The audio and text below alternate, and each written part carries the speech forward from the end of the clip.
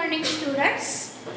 Now up to yesterday we already studied about the molecular orbitals, how the molecular orbitals are formed, which are the molecular orbitals, how they are formed from the atomic orbitals.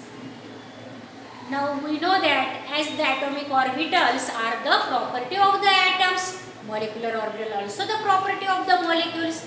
This we already seen yesterday. Now today we are going to study the types of the molecular orbitals. Now yesterday I told you that the atomic orbitals are such that 1s, 2s, 2ps, 2px, 2py, 2pz. In this way these are the atomic orbitals. Then how the names are given for the molecular orbitals. Now mainly molecular orbitals are only of two types, that are sigma orbitals and pi orbitals. But the antibonding molecular orbitals are designated as sigma star and pi star. Now generally the sigma orbitals are formed by the overlapping of atomic orbitals along the internuclear axis. So all the s orbitals, suppose of the atomic all the atomic orbitals such as s orbitals and 2pz orbitals of any atom, generally when overlap they form the sigma orbitals. But the px and py orbitals are not along the internuclear axis. Their lobes are not along the internuclear axis. Their lobes are above and below the internuclear axis. So the molecular orbitals which are formed by the overlapping of such atomic orbitals, such means px and py, then they give the pi molecular orbitals.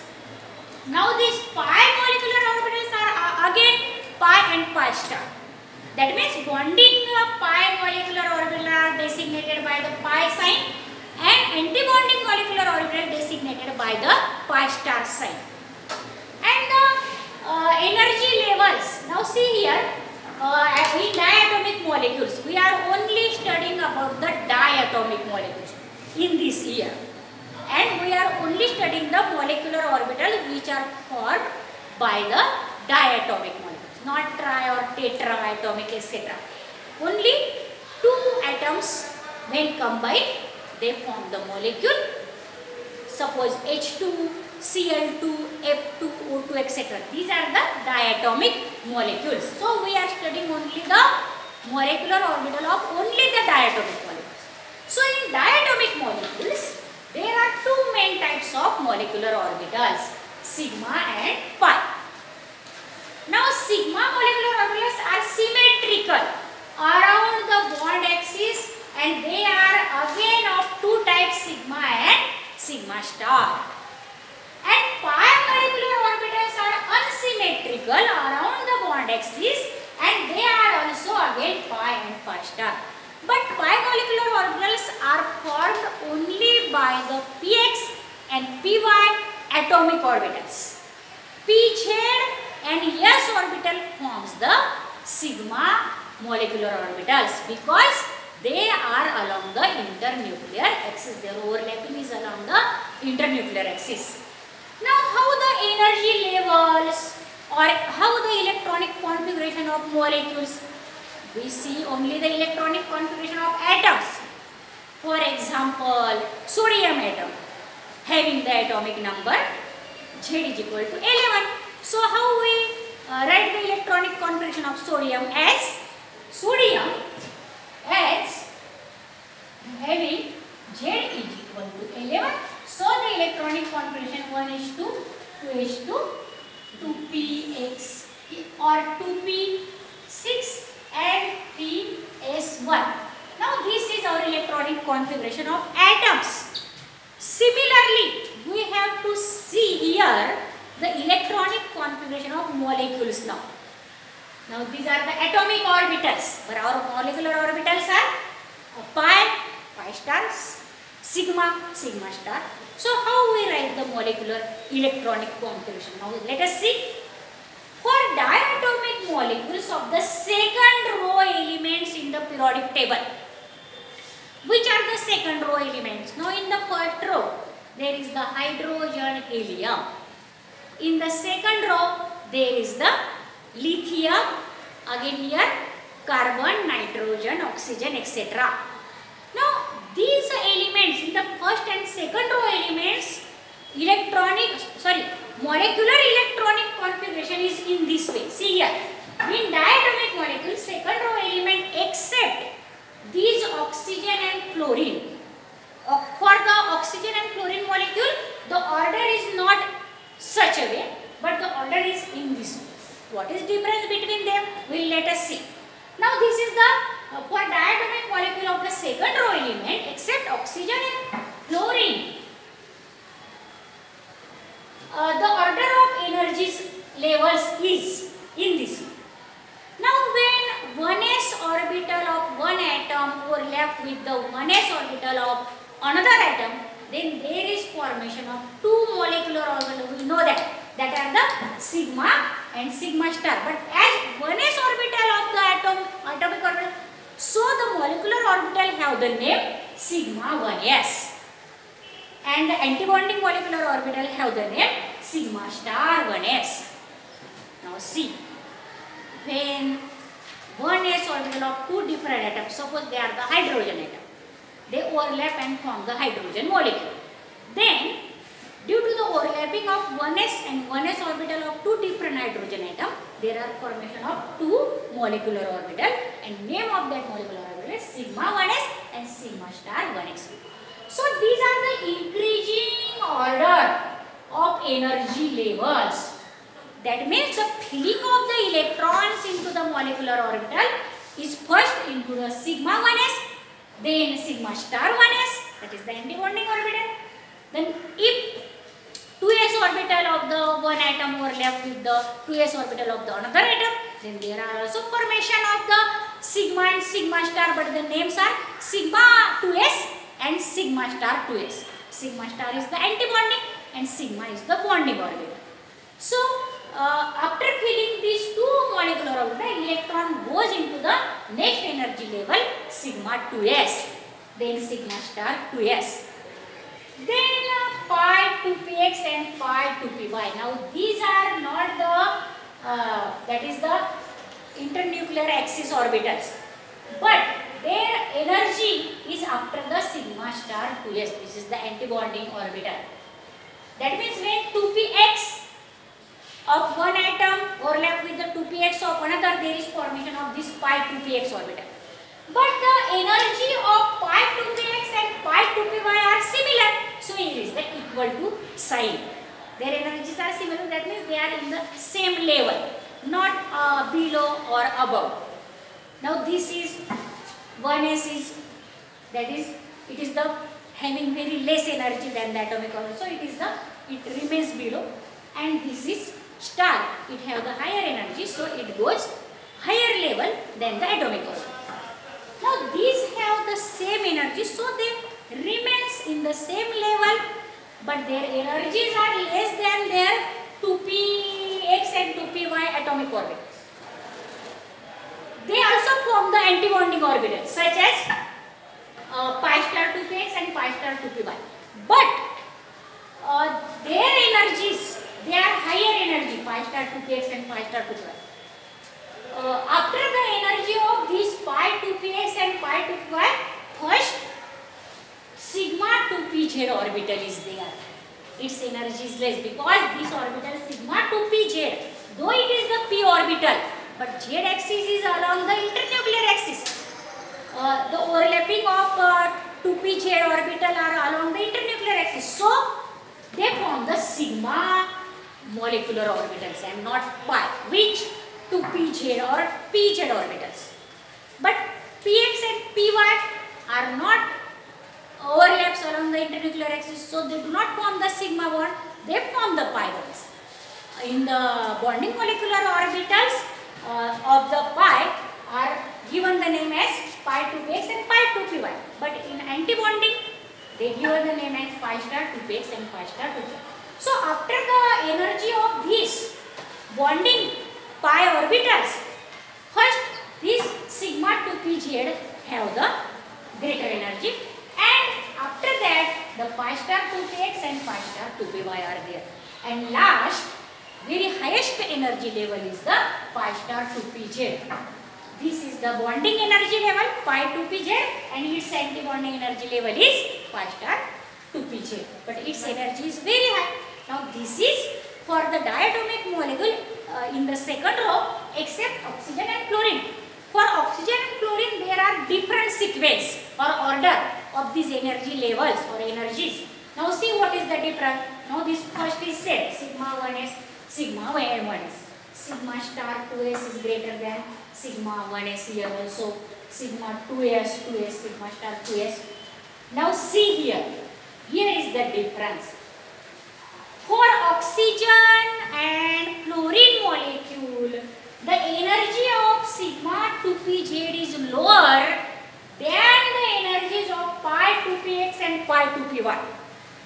But the other diatomic molecules other than oxygen and chlorine, the sigma 2pz orbital have higher energy than the 2px and 2py orbital. This is the difference. Again, what is the difference there? Now after that there is pi star 2px and pi star 2py energy levels are there. And then lastly, as that of here also, the sigma star 2pz energy level is the highest energy level. So we must remember this sequence for the formation of the diatomic molecules.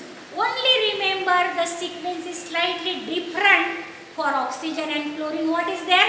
For oxygen and chlorine, this sigma 2pz orbital is of lower energy than pi 2px and pi 2py. This is only the difference, and another things are similar. Now we will see one by one molecule, such as hydrogen molecule, formation of hydrogen molecule, lithium molecule. After that, that is the oxygen molecule, chlorine molecule, in this the nitrogen molecule. But first let us study some concept about these molecular orbitals. Now about the stability of molecules. Now see here how the molecules become stable. Now that is the condition for stability of the molecules is that if the number of electrons in the bonding molecular orbital, number, that is counting of electrons, if the number of electrons in bonding molecular orbitals is greater than the number of electrons in anti-bonding molecular orbitals, then and then only the molecule is stable. If opposite is the case, suppose electrons are more in anti-bonding orbital and less in bonding orbital, that molecule is not stable in the nature. That becomes unstable. So for stability of the molecule, there must be the number of electrons in bonding orbital must be greater than the number of electron in the anti-bonding orbital. Then and then the molecule is stable. For example, yesterday we have seen the example of hydrogen, formation of hydrogen molecule. Into that, both electrons of the two different atoms go first into the bonding orbital with opposite spin, and the anti-bonding orbital remains empty. That means in bonding orbital there are 2 electrons, in anti-bonding orbital there are 0 electrons. So the hydrogen molecule is stable. So the hydrogen molecule is stable. But if opposite the case, then the hydrogen molecule will not be stable. Now another again one concept that is very important about the magnetic property. Now you always remember there are 2 types of molecules, paramagnetic and diamagnetic. Very important thing about the magnetic properties. Now how the paramagnetic and diamagnetic molecules are recognized. Now see the magnetic nature of molecule. If all the molecular orbitals, they may be bonding or anti-bonding, no matter. All molecular orbitals, they may be bonding or they may be anti-bonding. If all the molecular orbitals in a molecule are completely filled with 2 electron each with the opposite spin, then and then only the molecule is dimagnetic. Now hydrogen is the magnetic molecule because its a bonding molecular orbital contain 2 electron with opposite spin, that is completely filled, and no any electron unpaired into that. So hydrogen molecule is the dimagnetic molecule. And what is for the paramagnetic molecules? If there is at least, that means at least means very less, at least means. If there is at least one molecular orbital, it may be bonding or non-antibonding, that is no matter here also. If there is at least one molecular orbital with only one electron, that is unpaired electron, that is half-filled molecular orbital, then the molecule is called as the paramagnetic molecule. Now there are paramagnetic molecules also in the nature, in their molecular orbitals, in antibonding molecular orbitals. There are unpaired electron, and such molecules are called as the paramagnetic. Let us, after this, we will see which are the dimagnetic molecules and which are the paramagnetic molecules. Now come to the third concept, that is also very important concept, that is the bond order. You know that there are single, double or triple bond into the molecules. Then how the bond order is calculated? How there is single bond or double bond or triple bond? How we calculate that? That is the number of bonds between the two atoms is called as the bond order. Now bond order is calculated by the formula seen here. Bond order is equal to NP, means NP, that is equal to number of electrons in bonding molecular orbitals. What is meant by NP? NP means number of electrons into the bonding molecular orbital. This N for number and B for bonding. And Na is equal to number of electrons in antibonding molecular orbitals. If we know that how many number of electrons into the bonding orbital and how many number of electrons into the antibonding orbital, then we find out the bond order, how many bonds between the two atoms. So formula is bond order is equal to number of bonding orbitals minus number of antibonding orbitals divided by 2. See for example, for the formation of H2 molecule, we know that H2 molecule. Now in H2 molecule the bond order is what? Okay, bond order in H2 molecule is equal to bonding number of electrons are 2, antibonding number of electrons are 0. We know that in antibonding orbital there is no electron, divided by 2. That means 2 divided by 2 is equal to 1. So in H2 molecule means it is the diatomic molecule formed by the two atoms. The H2 molecule, only one bond is there between the two hydrogen atoms. Now that is the bond order. Now we'll see again how there is formation of molecules.